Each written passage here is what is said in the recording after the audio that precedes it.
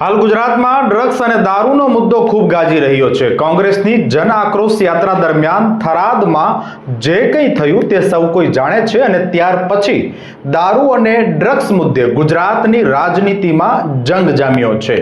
ધારાસભ્ય જિગ્નેશ મેવાણી દારૂ અને ડ્રગ્સ મુદ્દે નાયબ મુખ્યમંત્રી હર્ષ સંઘવીને ટાર્ગેટ કરે છે અને તેમની ઉપર આકરા પ્રહારો કરતા નજરે પડે છે। ત્યારે આજે ફરી એક વખત જિગ્નેશ મેવાણીએ ટ્વીટ કરીને સીએમ ભૂપેન્દ્ર પટેલ અને ગૃહમંત્રી એટલે કે રાજ્યના નાયબ મુખ્યમંત્રી હર્ષ સંઘવીને આકરા સવાલો કર્યા।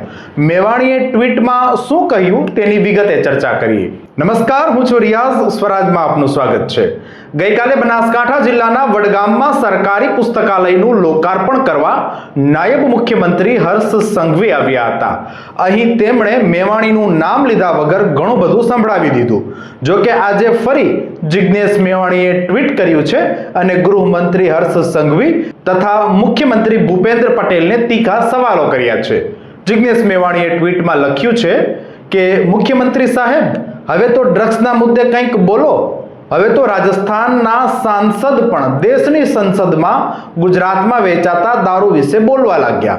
તમારી સરકારની નિષ્ફળતા અને ફેલ ગયેલા ગૃહમંત્રીને લીધે રાજ્યની બદનામી થઈ રહી છે। ગુજરાતને દારૂ અને ડ્રગ્સની બદીમાંથી મુક્ત કરી રાજ્યના ગૌરવને ખંડિત થતું બચાવો।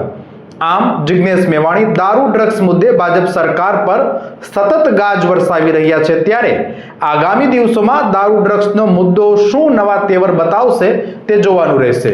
પણ હાલ તો રાજનીતિ ખૂબ જ ગરમાગરમ ચાલે છે તે સૌ કોઈ જાણે છે। જિગ્નેશ મેવાણીએ કરેલા ટ્વીટ મુદ્દે અને ડ્રગ્સ દારૂની રાજનીતિ મામલે તમારા અભિપ્રાય કોમેન્ટ બોક્સમાં અવશ્ય જણાવશો। અત્યારે બસ આટલું જ। પડે પડની અપડેટ્સ માટે જોતા રહો સ્વરાજ। ધન્યવાદ।